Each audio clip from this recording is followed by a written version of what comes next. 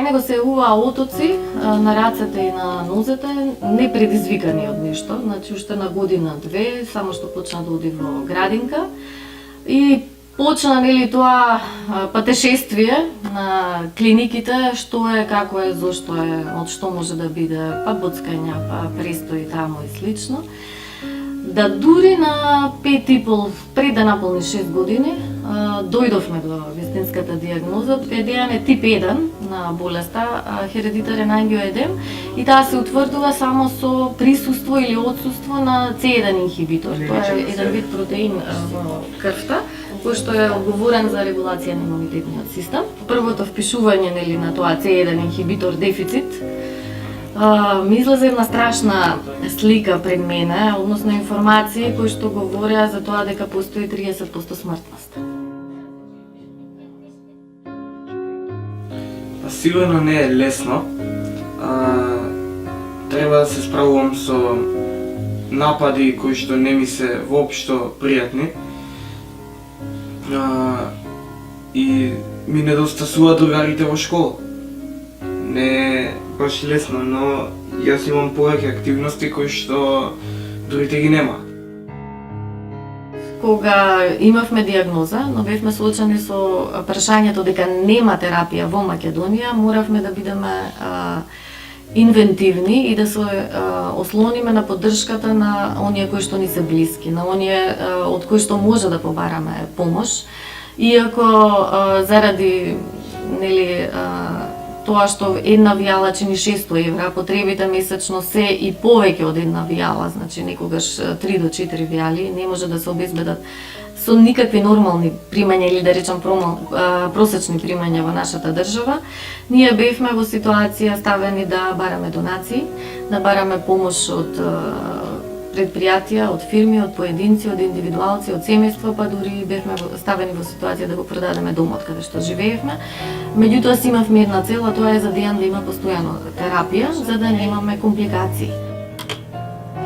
Во 2017 година се соочуваме со проблем со терапиите, затоа што набавката на лекови за ретките болести кои што требаше да се случи во декември не се случи заради изборите во државава.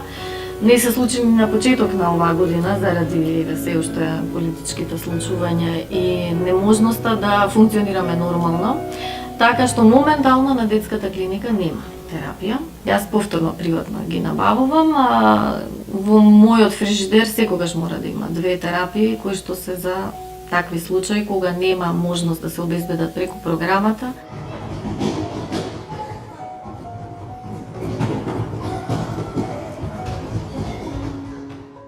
Јас откако почнав да одам на џиу-џитсу, на бројчката вештина по џиу-џитсу, тоа мене, иако денеска ми отечена малку раката,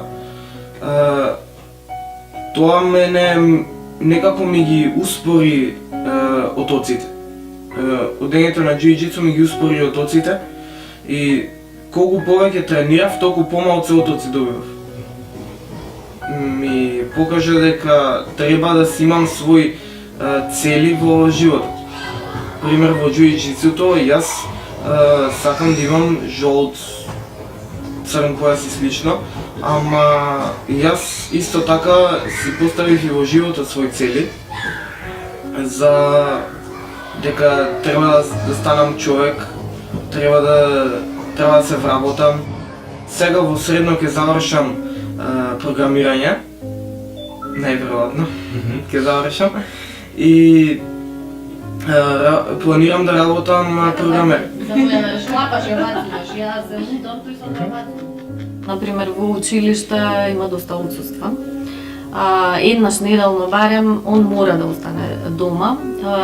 Денот пред да добие напад и денот после нападот исто така кај него, расположението не е такво како што би било во нормална ситуација. Тешко е што неговите другари од училиштето овие 3 дена се на екскурзија. Дејан, за жал, одлучивме да не одим. Нормално е дека во вакви ситуации вие се сближувате.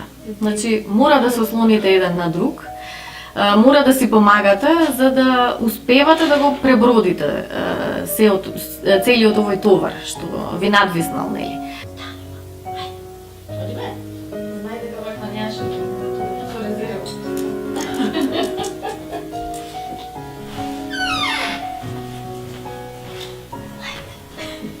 Па ако јас и Дејан сме успеале, мислам дека секој може да успее да ги надмене предизвиците на било која состојба со која што ќе се соочета во животот. Значи, јас секогаш говорам дека не може да се затворите дома. Никој нема да дојде кај вас да ви помогне. Треба да го ворите, треба да си ги барате своите права пред институциите и да бидете упорни и истрајни. Кога си редок, си ги наоѓаш ретките сродни души. Значи, тогаш ги препознаваш оние вистински пријатели, вистински борци, кои што си даваме поттик едни на други. Мене ми има променета оваа болест, тој начин што освен другарите во околината кај што живеам, имам запознаено и други луѓе од цел свет, кои што имаат истата болест и многу убаво се комуницираме, се наоѓаме заеднички игри, заеднички муабет и ме направи посилен на начин кој што да ги разбирам по возрастно работите. Дека со животот јас сватив дека нема зафрканција, дека треба сериозно да се свати, дека треба секој момент што го живееме, си го живееме у најдобар свет.